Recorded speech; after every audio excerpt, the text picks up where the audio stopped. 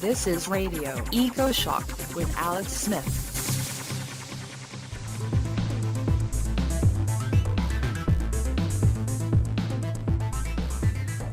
The pandemic, jobs crash, weird politics, these are strange times.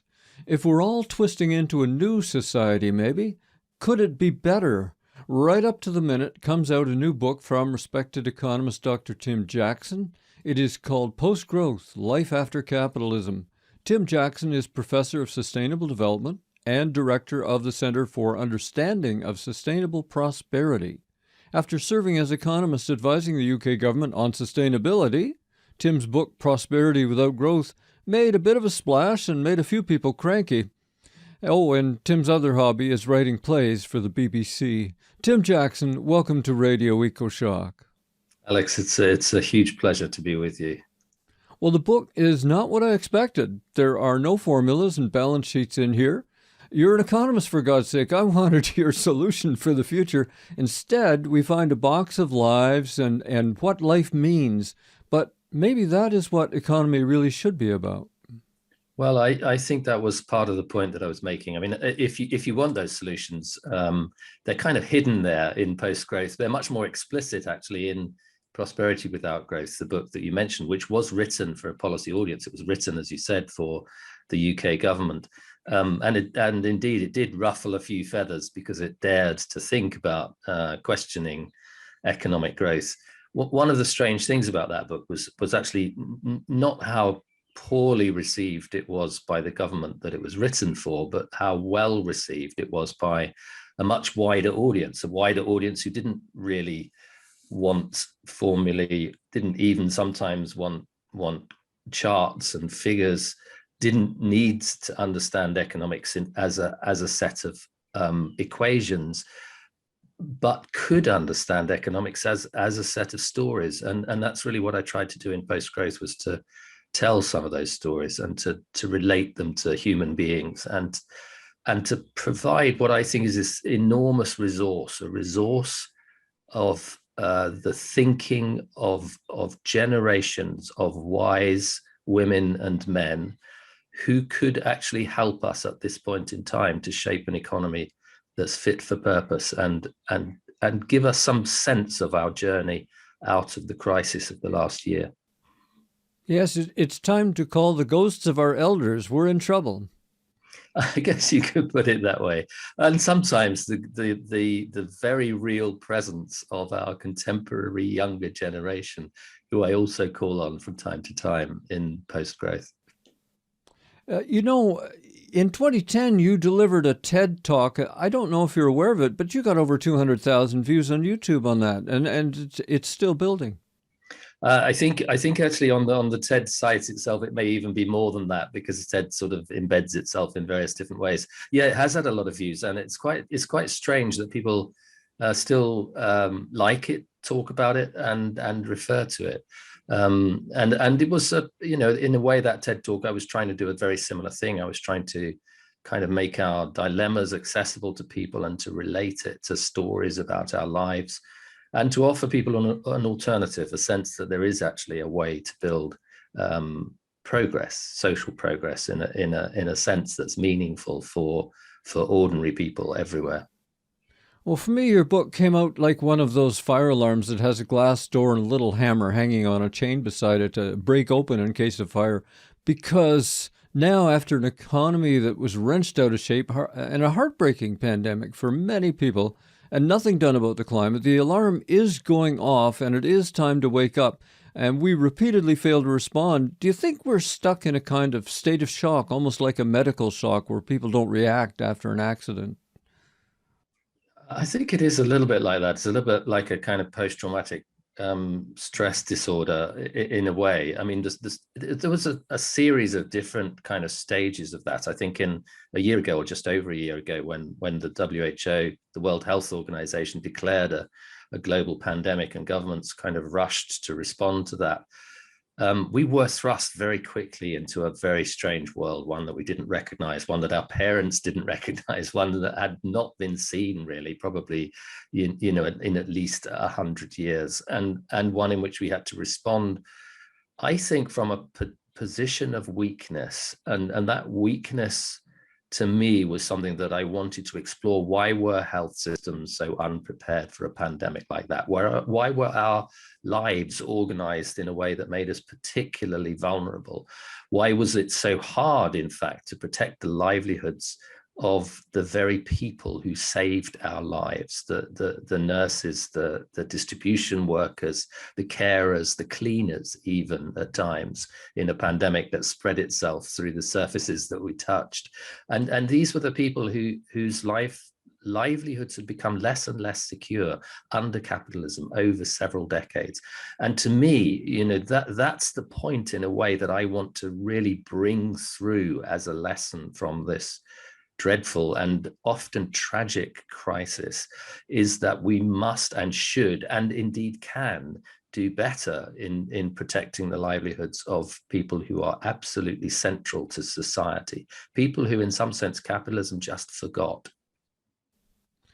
There's a great story in your book about Robert F. Kennedy Jr. He's an early candidate for the presidency, and this is, of course, before his assassination. He goes to the University of Kansas and speaks to a group of young students. And what does he bring out? But probably the most boring subject in the world for them, the gross domestic product. Why would he do something so out of place?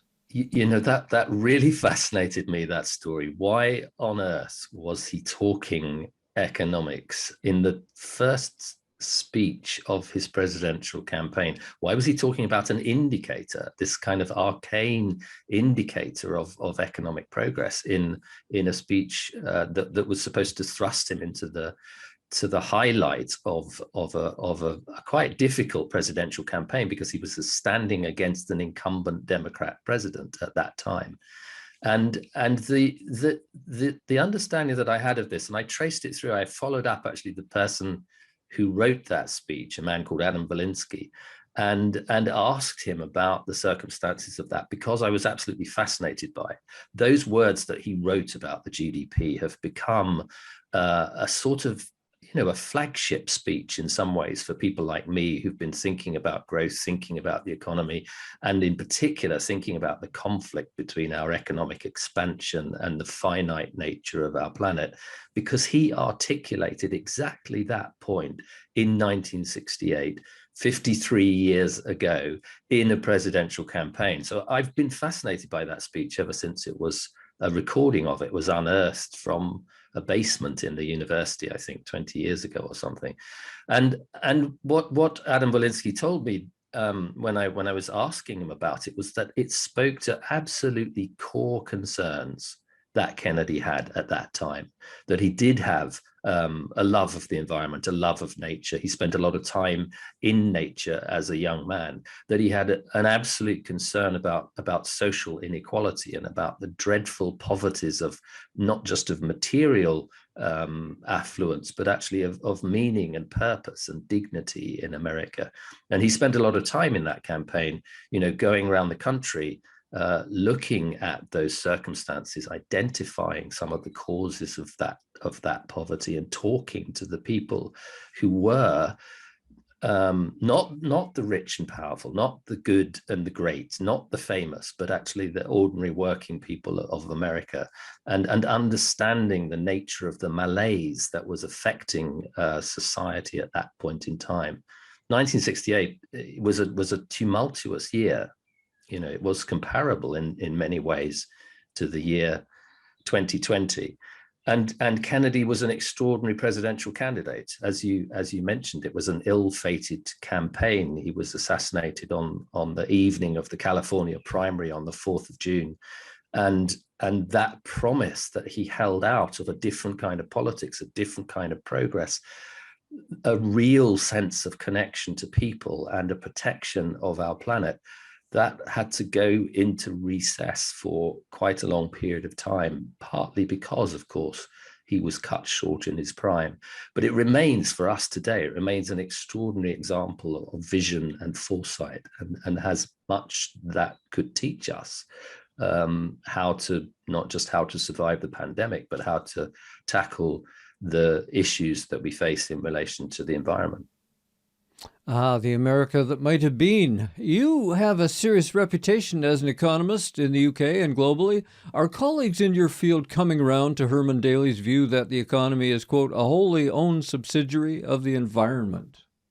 Well, I think they are a bit. I mean, Herman is a tremendous visionary figure in this field, and fought the ground on which others now can now walk because of what he did in the past. And when he started talking in those terms, 4 decades ago now, 4 or more decades ago, it was a difficult territory. Growth was the order of the day. The expansion of the economy was everything. The business of business was business, as the Milton Friedman school, Chicago school, would have said, and to think otherwise was a kind of heresy. And so Herman really did kind of break that ground back in the day and created the idea that we have to think beyond growth. And I think one of the interesting things, and one of the reasons why there is a bigger crowd of people who are prepared to entertain that idea, is that in the last 40 or 50 years, growth has subsided. The rate of growth has fallen in advanced economies. The idea that growth can go on forever is no longer something that we can really rely on. So you could say that, if you were in any sense a risk-averse person, or someone who had a sense of precaution, you would begin to think about what a post-growth economy might look like, because all of that growth that we took for granted a few decades ago just has not been there, wasn't there even before the pandemic, and may not come back in the form that we, or politicians at least, would like it to do. And economists have been very, very slow to pick that point up. I think they've been, much more determined to try to keep growth going by loose monetary policy and incentives of one kind and another, and much less observant, I suppose you could say, about the conditions under which we now live. And the conditions of the economy going forward are ones where we do have to pay attention to those who care for us. We do have to think about the structure of our society, and we do have to protect the integrity of our natural resources. Those are all things that suddenly make Herman Daly's idea of a steady state actually a really fascinating place to revisit. Wall Street and the city are riding high these days, billionaires rising to stratospheric wealth. Isn't it a bit early to be writing about life after capitalism? Yep, it certainly is. I mean, one of my chapters is called "Who Killed Capitalism?" And the most obvious answer to that question is nobody. Thank you very much. Capitalism is alive and well, and it's in Wall Street, as you say, and it's in the city in London, and it's in Frankfurt, wherever the financial center of Europe will move to, and it's in Davos, the World Economic Forum, and it's in some senses, in the stock market sense of capitalism, it has had a bumper year over the last year. And yet we were faced with fundamental economic difficulties that go right to the heart of that capitalistic economic model. And we haven't found solutions for them yet. In the middle of the crisis, actually, we almost abandoned certain key aspects of capitalism altogether. Governments intervened massively to protect people's lives and to protect people's livelihoods and to build hospitals and to move supply chains that we needed for PPE, the protective equipment that saved the lives of nurses, all of these things actually. And indeed, the money system that allowed them to happen were things that were essentially almost outlawed in the version of capitalism that preceded this particular crisis. And I think that will change, that we will see actually that our ideological commitment, the narrowing down of our policies to what is acceptable and what is not acceptable, is now in a different place, and we have more options open to us. And I don't know whether that's immediately life after capitalism. As you say, the stock market is really still riding very high off all the money that was pumped in to protect it from the pandemic. But our economy, the basis of our lives, the livelihoods of some of the most important people in society are still under threat. And capitalism, pure capitalism, I don't think has the answers to that crisis. And that's why I think we have to think beyond it. You know, below the layer of the multi-billionaires and the affluent, there are millions of people who feel we have neither prosperity nor growth. They feel shut out. And I wonder, do we still have enough social capital left to plan a new economy and build something? Or will things just spin out of control into hardship and the unknown? What do you think, Tim Jackson? I believe that we can save that social capital. I think that's, to me, it's not quite an article of faith, but it's certainly a useful place to start from. And it's part, in a way, of what I was trying to do in post-growth, was to say, as Kennedy did actually in 1968, that these social values are the things that bind us together, that this social capital is what we build society from, that the idea of social progress is not just about having more and more, and neither are we as a society just a collection of competitive, aggressive, acquisitive individuals. The most important things in our prosperity relate to our health and our relationships and the quality of our lives and the strength of our communities. And actually, again, that was one of the other extraordinary lessons that we learned through the pandemic, is that when things get really difficult, communities can come together. We can reorganize the way that we care for each other. Huge volunteer systems of people supporting each other through the pandemic, providing support to those who were lonely or isolated, bringing care and medicines to those who needed it. I believe those social values still exist, Alex. I don't think that we have managed, even capitalism has not managed to erode them away completely. And I think people's faith in those abilities also remains strong. But that's not to trivialize what you're pointing to, which is this huge sense of alienation, atomization, and almost social breakdown and divisiveness that has characterized the lives and the politics of the last few years. And to me, that's the sense of urgency that I have. I believe if we don't confront these issues and find solutions through them and draw on the strength of those social values, then the kind of chaos that you were alluding to is our destiny. But we have a choice there, and that choice is profound, but it offers many, many possibilities for, I think not just as good a world as we had before, but actually one that is far better, because it isn't built on a spurious promise of always having more and more, but allows us the foundation to create more and more meaningful relationships with each other, and to redefine our sense of purpose in life. Exactly, in fact, as Kennedy was talking about at the University of Kansas. You are tuned to Radio Ecoshock. I'm Alex Smith. Our guest is the well-known UK ecological economist, Dr. Tim Jackson. In your book, you spend a little time talking about something, labor productivity, and that mystifies most of us. What does it mean, and what does it really tell us?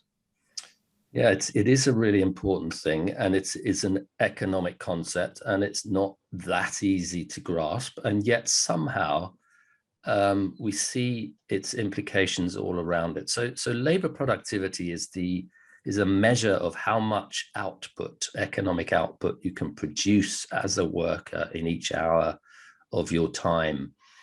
And one of the key aspects of capitalism actually is to try and increase that number, to make us all more and more productive, to produce more and more things, to make our time more efficient. And there's some places where you can think, well, that's a pretty good thing to do, because I don't really, enjoy washing sheets by hand or mixing concrete with a spade. We've got some really nice, clever devices that can do that for us and can lift our lives out of drudgery. And surely that's got to be a good thing. And then you could take that same principle and you apply it to, the making of things. And you say, well, all the manufacturing needs that we have, wouldn't that be better done with robots? And of course, it might be better, more quickly done with robots. We might be able to produce more things with those robots. And that would mean, first of all, more material stuff going through our economy. And secondly, more machines in order to make those material things to go through the economy. And thirdly, less jobs for people. Is that a good thing? And then in another category, you ask the question, well, what about something like care? Is it really a sensible thing to ask all of our nurses to see more and more patients on their nurse round, more doctors to see more people during the day, shorter appointments for everybody? Is it better if we have bigger and bigger class sizes for our teachers to teach? Do we want our craftsmen just to be making shoddy products because it's quicker and they can sell it cheap and it's thrown away soon? Or is it better actually to protect the value of our time in the economy? And this is actually it's a fundamental challenge in capitalist economics. It was identified by an economist, the late William Baumol, who wrote about it over a kind of 30 or 40-year career. And most recently in a book which was subtitled Why Computers Got Cheaper and Healthcare Didn't. And it's because the capitalist economy favors that growth in labor productivity that sits well with making lots of stuff fast. And it doesn't sit well with protecting the time that care workers put into care, that craftsmen put into making beautiful projects, and that our creative artists put into improving the quality of our lives. So all of those sectors that actually are fundamental to the quality of our lives begin to suffer. And that's why something as opaque as labor productivity growth is a really kind of important thing to get our heads around, to understand that that's a structural feature of capitalism that we have to be able to change if we want to address this economy of care that could create a better society. On another topic, around the world, there's a real estate boom which translates into a housing crisis for many. My kids can never afford to buy a home now. It's just out of reach. And I worry this decade could see a new wave of homelessness being accepted as normal. What are your thoughts about that? I think you're right. And things like the housing bubble, tend to be essentially what economists call rent-seeking behavior. We try to squeeze as much value out of other people and out of natural resources as we can by claiming ownership to land, to buildings, to structure, to companies. And this rent-seeking behavior is deeply divisive because it means that those who have access to that property can get very much richer, and those who have no access are off the property ladder. They have nowhere to start from. The house prices become too high. And when that becomes the basis for our economic success, and we tend to drive it forward with policies that are purely destructive and encouraging that speculative rent-seeking behavior. And it's created actually one of the most worrying divides, or one of the divides that I personally find most worrying, the divide between an older generation that does have a sense of ownership of property and a younger generation who are looking at years of never being able to afford such a luxury. And when you divide the older generation from the younger generation, you begin to divide society itself. So I think that's it's a deeply destructive trend. But it's actually, we have to recognize, I think, that it's a trend that has been to some extent not just allowed, but supported and encouraged by the economic policies that have made the kind of speculative lending that drives up asset prices acceptable in our society. It might be acceptable in purely economic terms. It's totally unacceptable in terms of its social implications. So it's a profound problem that we have to confront, I think, and begin to address. Some parts of America have a different answer. They're marching sternly toward the past. In Texas, under a new law, you can just buy a gun without a permit or any background check and strap it on your waist and go out shopping like it's the Old West.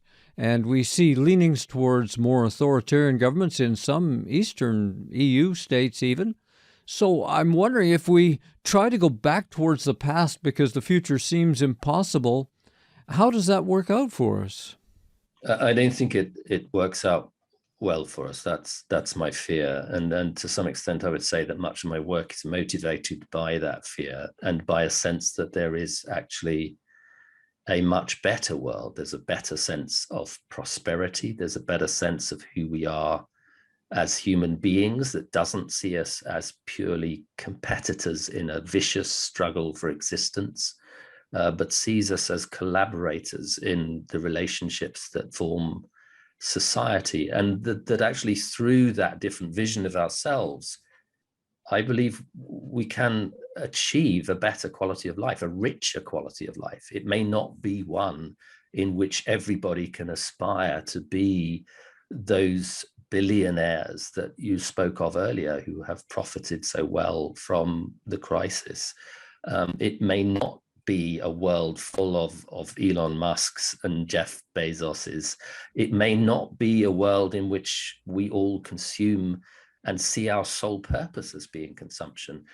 But to my mind, that is an anxiety-ridden, pathological place of denial that capitalism has forced upon us. It has reduced our expectations of what it means to be human. It hasn't enriched them.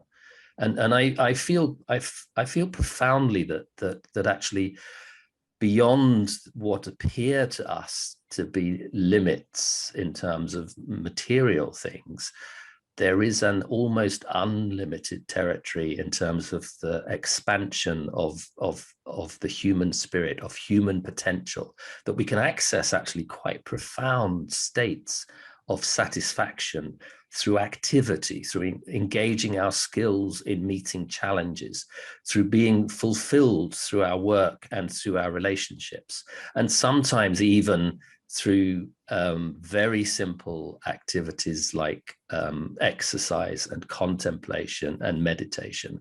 And that this huge breadth of human experience is itself being curtailed by the dream of having more and more material stuff.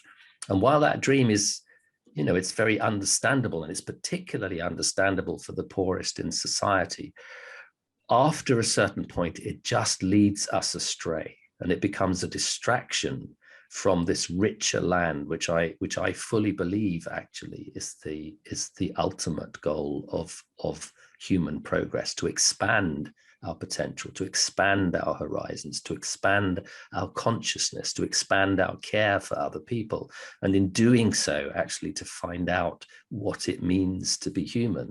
And that in a way is it's a very powerful vision, because it isn't restricted by class or gender or color. It isn't restricted by your income. It is actually a place where everybody has, and I believe everybody has the right to the ability to see growth, if you like, of a different kind, of a kind that expands our humanity and that creates a world in which, in fact, everybody has the ability to flourish as human beings. We are starting to run out of time, so I've just got two quick questions for you. The first is, the word degrowth does not appear in your new book, except in a reference or two. Is degrowth not in your toolbox for post-growth solutions? I think the work of the degrowth community has been profoundly useful, and it has placed the question of growth firmly in the headlights, and I think that's a very good thing. I prefer the term post-growth, partly because I think we're already there, and partly because it has a sense actually that possibility of a life after capitalism that isn't reliant on growth can be that richer place that I was describing. And I think many of the people who talk about degrowth would agree with that. Yes, their emphasis is on well-being, and that is what you were talking about as well. Where do you see yourself going next, Tim? I think one of a couple of places, I guess. One is that identifying these structural difficulties within capitalism really focuses your mind on how little we know about an economy that doesn't work in that way. So my research center actually in the UK, and the work that we've been doing there, has really been trying to articulate that question of what this post-growth economy looks like. How does it operate? How does ownership work in it? How do debts work in it? How does the government work in it? What's the relationship between our investment and our consumption? Deeply economic questions, which aren't everybody's cup of tea by any means, but actually are quite fundamental to thinking about the economy that we want in the future. And the second, I think, is driven really by my passionate belief in this better, richer, deeper sense of what it means to be human. So it's more of a psychological, social project, and possibly also, to refer back to my hobby, as you described it, of writing, an artistic project, because it is art that gives us the tools through which we can explore the vision for a better future. And that I think is a tremendously important task. We've been speaking with author, playwright, and major economist Professor Tim Jackson. He directs the Center for Understanding of Sustainable Prosperity. Tim's new book, just out, is Post-Growth, Life After Capitalism. Find links for Tim Jackson and his work at timjackson.org.uk, and more of my review at ecoshock.org. Tim, we really appreciate sharing time with you. Thank you. It's been a great pleasure, Alex. Thank you. I'm Alex Smith for Radio Ecoshock.